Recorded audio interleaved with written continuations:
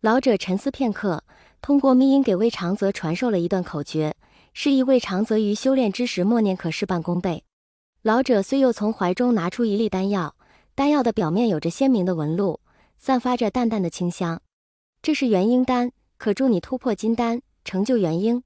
老夫此次所受不需要你付出什么代价。魏长泽震惊地看着那背手而立的老人，他都已经做好了准备。老夫亦不愿看着自己的后代子孙被如此算计，若是这位婴心性不佳，我也不会做这个决定。归根究底，魏婴的赤子心性感动了魏家祖先。魏长泽接过祖先的元婴丹，郑重地朝着漂浮在空中的两人行了跪拜礼，一谢祖先赐丹，二谢系统的帮助。在二人的守护下，魏长泽成功晋升元婴。在拜别魏家祖先后，魏长泽孤身一人根据着血气的指引来到了一片绿林。这是一个大胆的行为，魏长泽与此时间段身死的魏长泽本就为一体，以自身血气指引身死之处，意外的成功了。出来！随着魏长泽灵力的扩散与元婴的威压，一条蟒从丛林间缓缓游出。云深不知处此刻迎来了两位家长，蓝启仁颇为头痛地看着闹事的几人。因金家嫡子出言不逊，魏无羡当众殴打金家嫡子，引来江丰棉和金光善两人。二人当场解除婚约，江丰棉更是意图将魏无羡带回云梦。江丰棉朝着蓝启仁说道：“蓝先生，阿羡我便带回云梦了。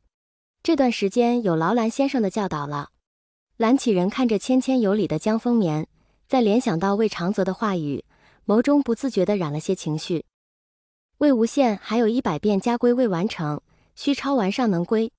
魏无羡一脸震惊地看着蓝启仁，嘴巴都能塞下一颗鸡蛋了，左手抬起颤悠悠地指着自己：“蓝老先生，我何时欠了家规？还是100遍？你违反家规的事多了去了，100遍还是少的。”金子轩被揍了，心情有些不爽，听得蓝启仁的话，心情莫名的好了几分，嘀咕了几句。江丰棉略显尴尬地看了眼魏无羡，金子轩还在一旁的嘀咕声在一客厅显得格外清晰。蓝启仁看了眼样样的魏无羡，摸着山羊胡问道：“可有疑？”魏婴心里小人翻了一遍又一遍，觉得就算要抄家规，也没有100遍那么多，张口道：“我有疑，我犯了哪些家规？为何须抄100遍家规？”忘机。蓝启仁朝着伫立于一旁的蓝湛说道：“家规。”蓝湛朝着在座的几位长辈依了礼。云深不知处不可大声喧哗，不可坐姿不端，不可犯过3碗，不可杀生。随着蓝湛逐字逐句地背出蓝氏家规，魏婴悲催地发现自己犯了个遍，要是再让蓝湛说下去，自己怕是100遍都不足以填蓝老头的愤怒。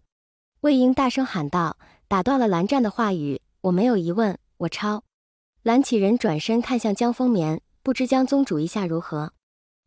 江丰棉也没想到魏无羡那么皮，听着蓝二公子的架势，阿羡怕是犯了个遍，可这婚事取消，总得有个处理的样子。江丰棉不禁犯了难，犹豫片刻说道：“蓝先生，可否回云梦抄？”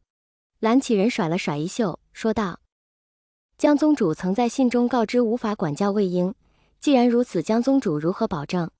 魏婴听着蓝老头的画面上的笑容愣了一下，但很快又挂上了放荡不羁的笑容，仿佛本就如此。忘机，重新给他安排一间住房，抄写由你监督。蓝启仁直接对着蓝湛说道，随后看向一旁的魏婴：“若是期间再犯，以100遍起步。金子轩违反家规，私下斗殴，罚抄10遍家规。”蓝启仁对着一旁咧嘴嘲笑魏婴的金子轩说道。金子轩还咧着的嘴角僵在了脸上，但很快接受了这个事实。一场闹剧在蓝启仁强硬态度下散了场。江丰棉和金光善在和自己孩子交代完事情后，便回到了各自的领地，好像没有发生了什么，但又确实不同了。时间过得很快，一眨眼半个月就过去了。渐渐升起的温度宣示着夏日的到来，窗外的蝉开始了属于他们的狂欢。半个月足够毁掉一个家族的商务，半个月也足够写掉100遍家规。然啊呀呀！魏婴半个身子无力地瘫在桌上，有气无力地喊了几声。只见桌子边上放满了魏婴的丹青，有蓝湛看书的，蓝湛赏花的，还有几张兔子的画像，唯独一张宣纸上写了家规2字，便再无下文。蓝湛微微侧身看着那有气无力的少年，眉间闪过一丝无措，嘴唇蠕动，不可，蓝湛。魏婴双手撑着桌子，怒目而视，可一对上那琉璃色的眼眸，气势瞬间弱了下来。蓝二哥哥，你就饶了我吧，我手都快抄断了。魏婴起身来到蓝忘机身旁，笑嘻嘻地说道：“蓝湛，我们去云梦吧。江城他们都回去了，我也想回去。”蓝湛看着一脸笑容的魏婴，仿佛刚才生无可恋的不是他，周身连带着头顶的呆毛都在微微摇晃。可叔父说了要监督魏婴抄完，蓝湛心里的天平开始左右摇摆。